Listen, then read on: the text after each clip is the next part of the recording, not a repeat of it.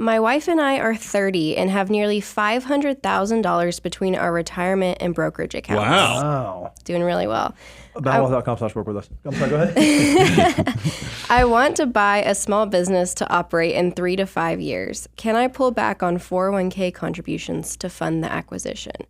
And also, I think for most of the Money Guy audience, like knowing when it's time to take that next step into other investment projects. How do you know that you're ready? Well, okay, so this is where, to answer this question, the second rush, we've got to go like back to like the very base fundamental of a belief that we have. And our belief is that money is nothing more than a tool that allows you to accomplish the goals that you have. And so for a lot of people, one of their goals is financial independence. I want to be able to retire. I want to be able to live off my money. I want to be able to work because I want to, not because I have to.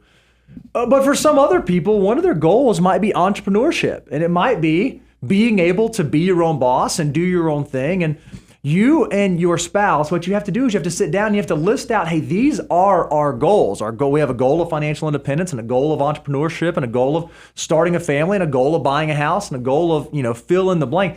And then you have to prioritize those goals. And as you prioritize the goals, you would begin to develop some clarity around, okay, what goals does it make sense to pursue and on what timeline? Because obviously at 30 years old, with $500,000 of investments currently invested, if you went to moneyguy.com/resources, you checked out our wealth multiplier tool, and you just put that $500,000 into the wealth multiplier to see what it could turn into by the time you get to 65. I want to say the wealth multiplier for a 30-year-old is like 23, right? So we're talking about 500,000 times 23. It's a really, really big number. So obviously you've done some great work. Is it okay for you to back down your 401k contributions and think about buying a small business and moving into an entrepreneurial endeavor? That's less of a financial planning dollars and cents question, and it's more of a what are your life goals question, and what steps are we going to take to ultimately move towards those life goals? Well, I love this question because it allows me, because the easy answer is like, oh no, just keep saving and investing in your portfolio. You get wealthy over time because we all know this is the journey that works. But I have a no hypocrite policy here. Mm-hmm. And I would be a hypocrite if I gave you that advice when myself started my first venture when I was in my late 20s. And I've told the story many times is that we quit saving and we quit investing, I should say, for a period of time. So we boosted up our cash to make it through the starting of the business. And mine was after the clarity I got from the passing of my father, and I knew I needed to change the way I was living my life. But here's the thing, is that cash, I think you're thinking about this the way you asked the question is, can you quit saving? Quit investing. I'm making the mistake over now. Can I back down my 401k so I can start building up cash for the acquisition? I'm going to tell you it goes beyond just the acquisition. You have to have also enough cash to make it through the success period that even if you're buying a pretty good business, it's still going to potentially take 2 to 3 years for you to get traction for that business, just because you've got to figure out how to do it, put the hours in, develop some type of mastery of the skill set. So don't skip out on the step. We always put on your 3D glasses of, make sure you run a business plan and a cash flow summary of the dream plan. This is, oh my gosh, this is going to turn out so swimmingly great. We're going to feel good that we did this. There's also the down to earth plan, which is the reality of what you think will happen, is a lot of good, but also some pretty bad things coming your way, and you're balanced it out. And then don't skip out on that do plan. That's when, oh my gosh, we're 30 years old, way ahead of schedule, but because we did this business, man, we've really screwed things up. Are we going to be able to address this and still recover? And I think if you do the 3D plan, put on your 3D glasses and do that plan, I still don't want you to skip the homework. And Bo hit on this. Go to moneyguy.com/resources. We have our wealth multiplier, so you know what every dollar for a 30-year-old, and we know it's 23 times multiplier. But then also don't sleep on the fact that you could go to learn.moneyguy.com and we have your Know Your Number course, because I don't hate the idea of you kind of figuring out how much money you need to save up, but then almost how much money you need to put a moat around and protect for the future.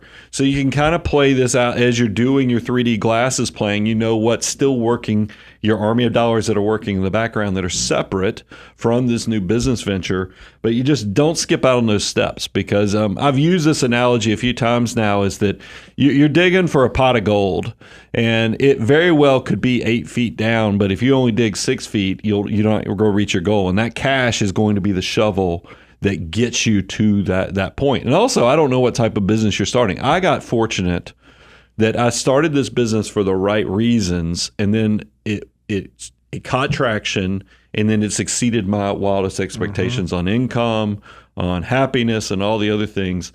But there are a lot of businesses, especially when you're buying somebody else's business. Maybe this is just a lifestyle business that you're buying. Maybe you're going from, because we've seen people do this, where they're working in the high-tech industry, where they're making really huge incomes, because to have $500,000 at age 30 means you've got a big shovel. That's what I was going to throw a little, I don't want to say cold water, but I was going to throw a little bit of cold water on that. Well, but I imagine, because like I said, it could be a lifestyle business, because that's a big thing on social media right now is, get wealthy, get off the grid, and go buy a business, where you're washing windows or doing something, or, pressure washing driveways. I don't know what the business acquisition is, but be realistic on what this will do, and make sure, once again, do the 3D glasses where you're taking into account all these scenarios. Well, I'm curious, because have you ever seen someone do this? They believe, and by the way, we love entrepreneurship. We love small business ownership.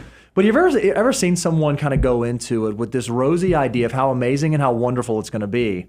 And when I hear that you have two 30-year-olds here that are able to amass $500,000 by the age of 30, whatever you have been doing thus far must have been pretty good or pretty effective or pretty productive. I would ask the question, man, okay, measure 2, 3, 4 times.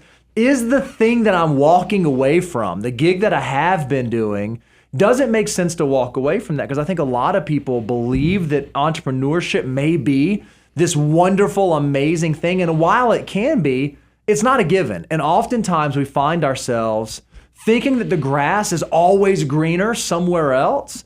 And we don't recognize, hey, the grass is actually pretty stinking green right where I am. Agree? Disagree? I mean, I do. I would just encourage, I think part of what you're hitting on, Bo, is make sure you're more doer than dreamer.